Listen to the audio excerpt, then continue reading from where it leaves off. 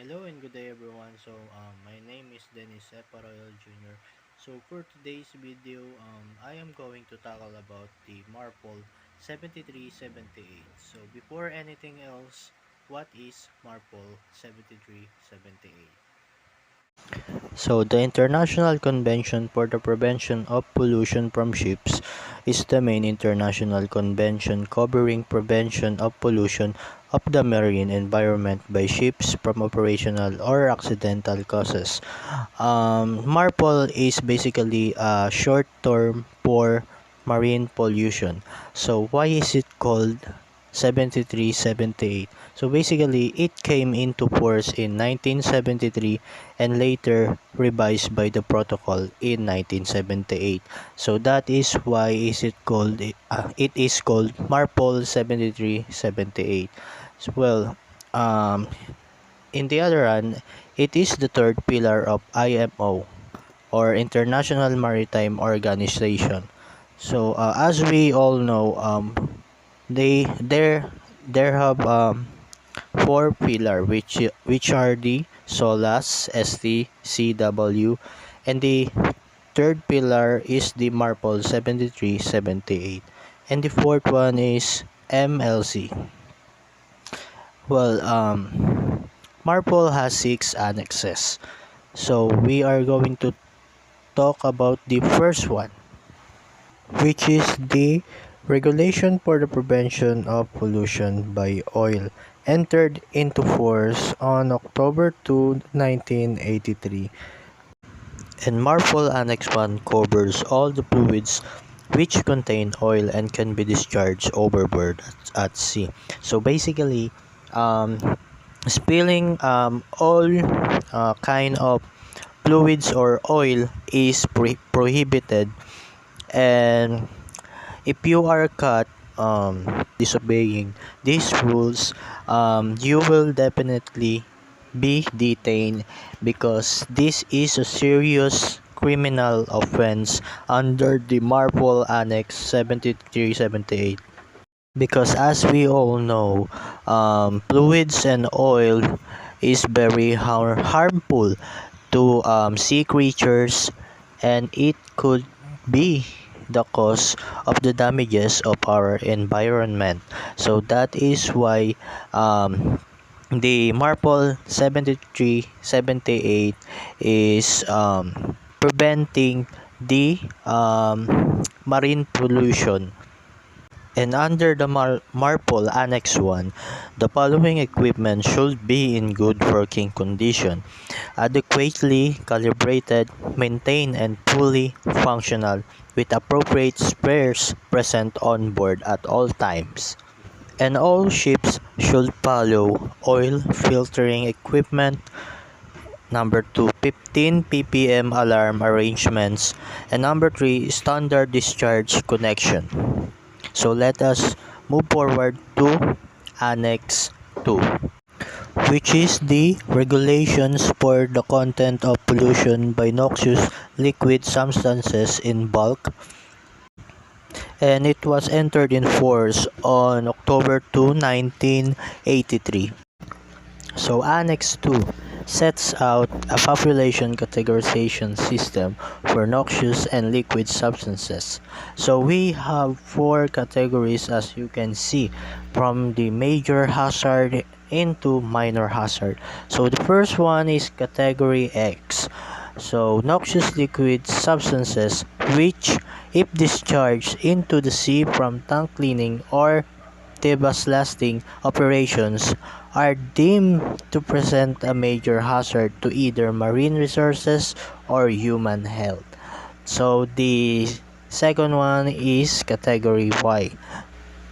Noxious liquid substances which, if discharged into the sea from tank cleaning or devastating operations, are deemed to present a hazard to either marine resources or human health. So the third one is category C. Noxious liquid substances which, if discharged into the sea from tank cleaning or deballasting operations, are deemed to present a minor hazard to either marine resources or human health. So the fourth one is the other substances, OS, substances which have been evaluated and found to fall outside category X, Y, or C. So now let us move to the Annex 3, which is the prevention of pollution by harmful substances carried by sea in package form, entered into force on July 1, 1992. So how we define package form? Package form is defined as the forms of containment specified for harmful substances in the IMDG code. So what IMDG code stands for?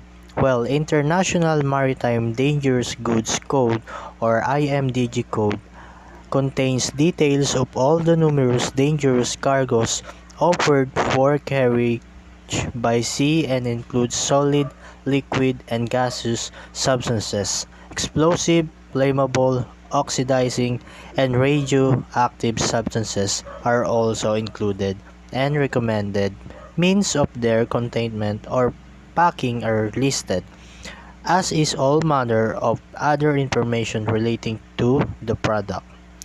And by the way, with that being said, we have 9 categories of all elements that is harmful substances in package form.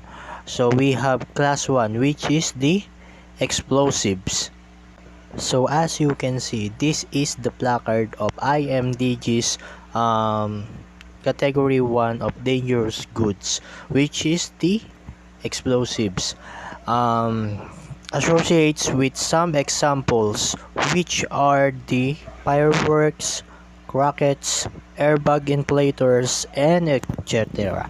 So for now, let us move to the class 2, which is the gases. So this is the placard of class 2, flammable gas, and its examples, which are the aerosols, refrigerant gases such as freon, propane, and natural gas.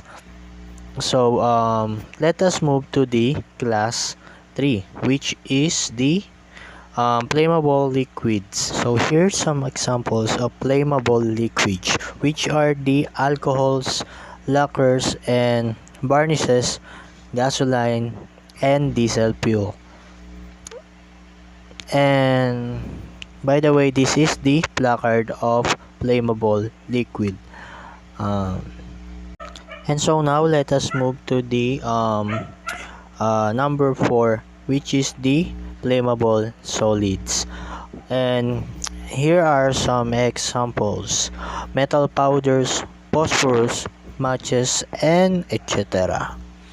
So by the way, this is the placard of class number 4, or flammable solid, which is the red and white. Now let us move to the class 5, which is the oxidizing substances and organic parasites. And here's some of the examples, which are the ammonium nitrate fertilizers, chemical oxygen generators, and the hydrogen peroxide. So we have 2 classification of placards, which is the 5.1 and the 5.2.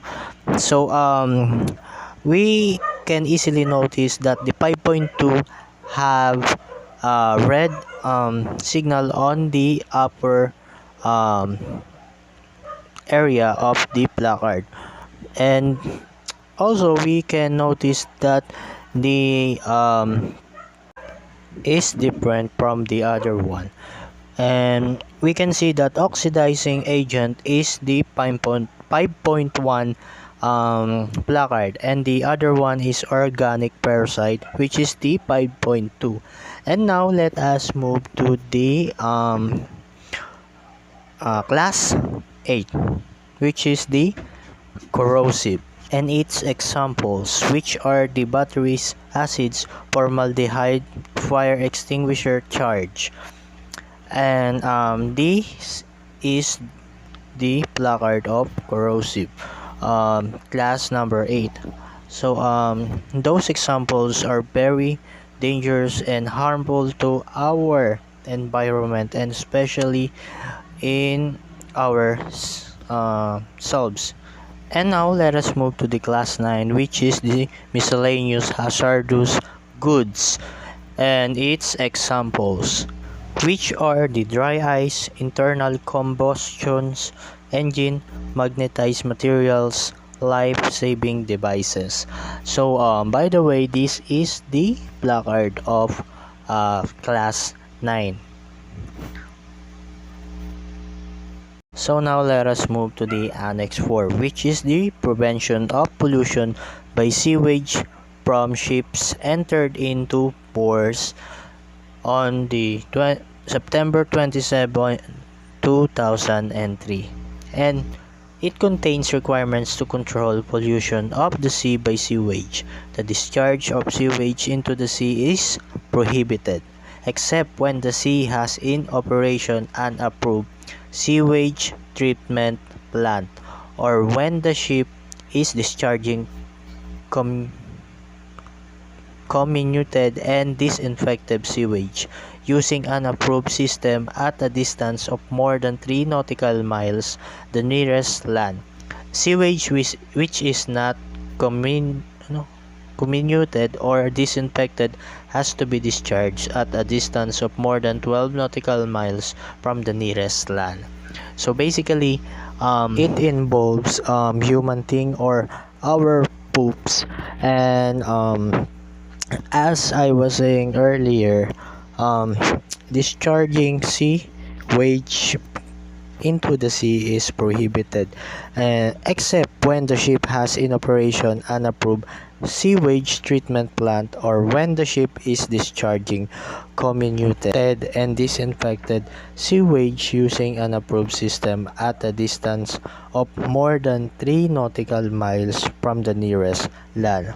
So now let us move to the Annex 5, which is the prevention of pollution by garbage from ships entered into force on December 31, 1988. So deals with different types of garbage and specifies the distances from land and the manner in which they may be disposed of. The most important feature of the annex is the complete ban imposed on the disposal into the sea of all forms of plastics. Again, all forms of plastics. So definitely it is prohibited, and deals with segregation of garbage and proper disposal in port reception facilities.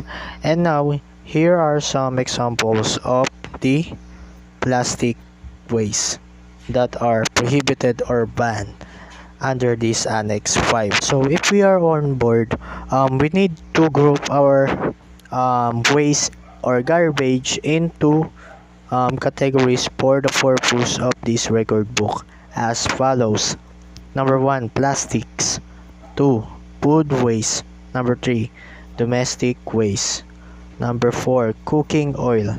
Number 5, incinerator ashes. Number 6, operational waste. Number 7, cargo residues.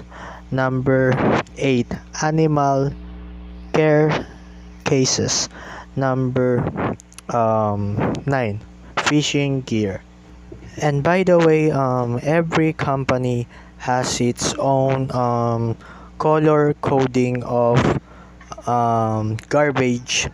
So here are some of the example of color coding of their garbage. So now let us move to the last annex of this Marpol 7378, which is the prevention of air pollution from ships entered into force on May 19, 2005.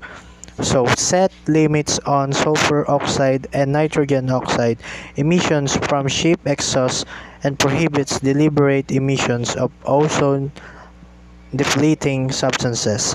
Designated emission control areas set more stringent standards for SOx, NOx, and particulate matter. And as we all know that SOx and NOx is very harmful to our atmosphere.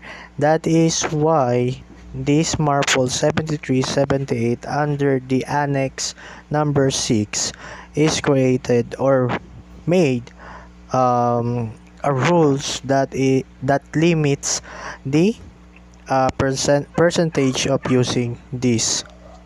So here are the list. If we are outside an ECA or a special area established to limit SOx and particulate matter emissions, 4.50% prior to 1 January 2012, and 3.50% on and after January 1, 2012, and 0.50% on and after January 1, 2020.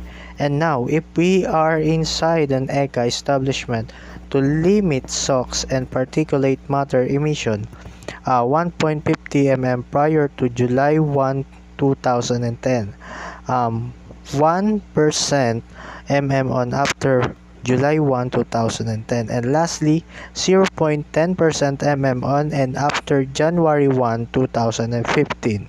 And that actually brings us to the end of this video presentation. Thank you and God bless.